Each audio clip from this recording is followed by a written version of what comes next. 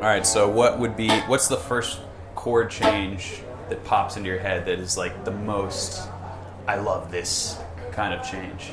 Okay, so, but if we're going to limit it to just 2 chords, Should right? we do 2 or 3? Well, let's start off with 2. Okay. And then 3 will be part 3. Gotcha. Sweet.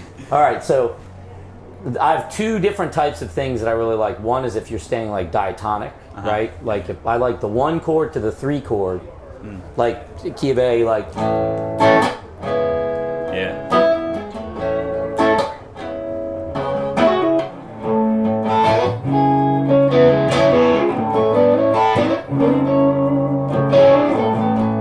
There's just like there's something cool about that harmonic movement. It's happy and then it's sad, but it's not like it's not the 1 to the 6 is cool, but it just is too predictable. Like I mean, of course, there's a million songs that is part of. Yep. And then my other favorite thing, like I love chord changes that turn your ear, like that, where that spot in a song where you're expecting it to go one way, but there's this great chord that like pulls you out of that key and goes somewhere you don't expect. Absolutely. And probably my favorite motion is like when the key moves a minor third.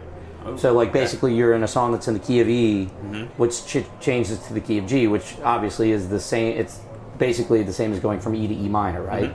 So like the 2 chords that to me would be going to your 4 chord, but minor. So like going to the key of E, but then all of a sudden you do an A minor chord. Is essentially like you're going to the 2 chord of G, right? But that sound like What's Going On from Marvin Gaye.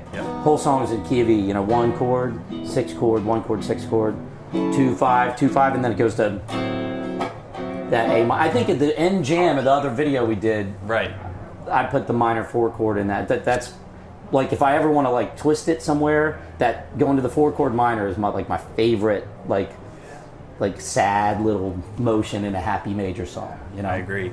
I have kind of a similar, but it's diatonic, where that sort of principle applies. So if we're in the key of G, I like the 4 to 6, so omitting the root, so it's like... It's kind of got this suspended sound, and that was... Going back to the first video, I really like that suspended where you don't necessarily know where you are in the tonality. You can be really liberal with the way you approach it, as our home base would be. Right. And that's really kind of ambiguous when you just start the feel at.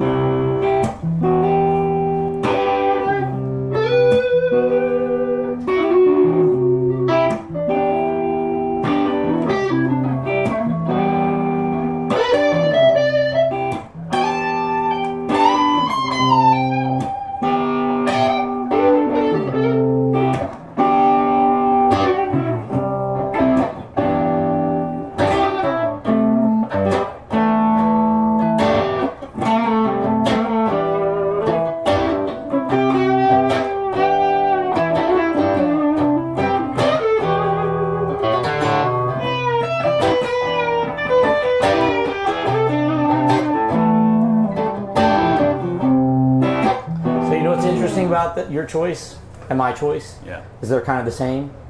That 1 to the 3 and the 4 to the 6, it's the exact same relationship. So there's 2 ways. Like if you had a song that was just C to E minor, I didn't even think about that. You could approach it and play it as if you're in C for a minute, right? And give it a 1 to a 3 kind of feel. And there's only 1 note difference in your scale, right? Or you could play it as a 4. You know, you could do the Lydian thing where you're playing as a 4 to the 6, but it's that same harmonic movement between the chords, right? So here, let's try. So like play C to E minor, and I'll play G major for a minute. Okay. And then I'll play C major. So we'll hear what it sounds like as a 4 to a 6, and then we'll hear it. So, and I'll keep it real scaly, right? So it's like G major scale.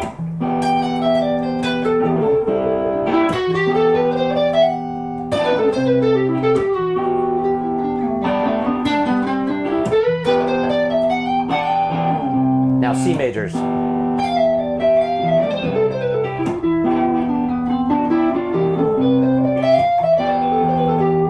That C major makes it darker. You know, it's got that And that it's F so note, weird yeah. that a major chord would make a sound dark. And I actually think I like your angle on it better. I hear it as that, like that 4 chord to the 6 chord. I like that harmonic feel better than playing it as from the perspective of the 1 chord. But it's that movement, that same like, and really the reason I think it sounds so good, like if you picture C major like that and E minor like that E minor really is like, it's like a C major 7. That's cool. So it's almost kind of like the same voicing.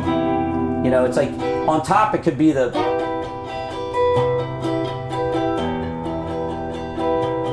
You know, it's like the same notes on top give you C major 7, E minor, but it's that movement of that root note. It's a very piano kind of thing to do, right? Like that's interesting. So so like if you were to invert, there's really just like this would be a C major 7 inversion, which already sounds minor. Yeah. Right. And it's almost it kind of testifies to that point you're making, like well, and that chord that you talked about too, like if we played C major 7 with the, you know, but when you were thinking of it as like an E minor sharp 5, right? Yeah. Like, but putting that over C, you got like that C major 9 thing, right? Right. But that first inversion with the third on the bass.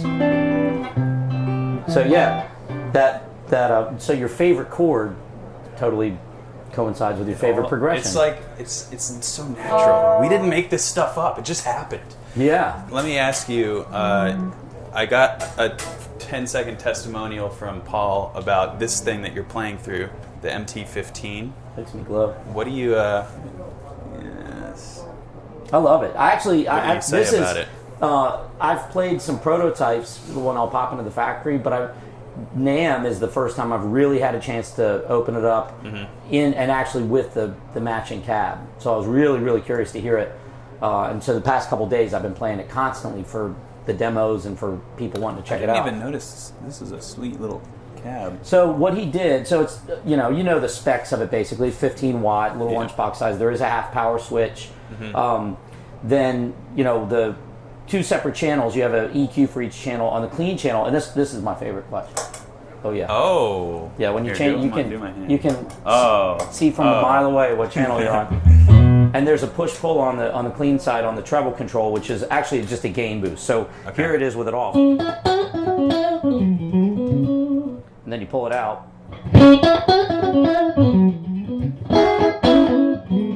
You know, killer clean sound.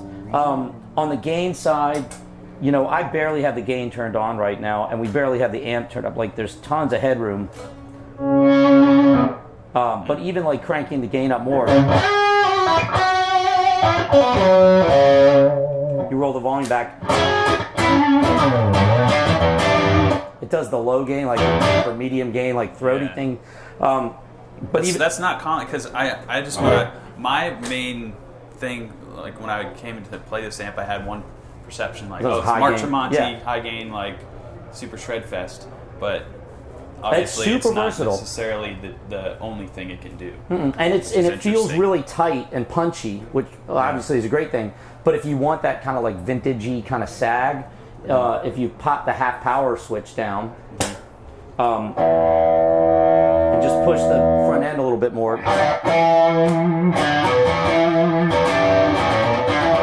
it has a different sag. I put it back into full power, and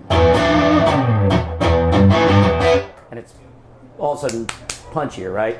So it's just a different voicing. But even on full power, you can do like a bedroom, like whisper volume with gain, and it's still has like harmonic content. Yeah, that's cool. You can get a little like epic Guitar Hero feedback on even and with somebody your mom sleeping downstairs won't know you're playing guitar. I say we take it out with a little 4 to 6 jam, and maybe I'll throw in some extra chords. Oh, okay. That happen, and it'll just be a surprise. It'll be a Okay, surprise for you. I won't go anywhere out in the distance. Okay. So a 4 to 6 with some surprises. Stuff. Yeah. What key are we doing? Are we staying in C? We can go, you know. I mean G, right? Okay, G.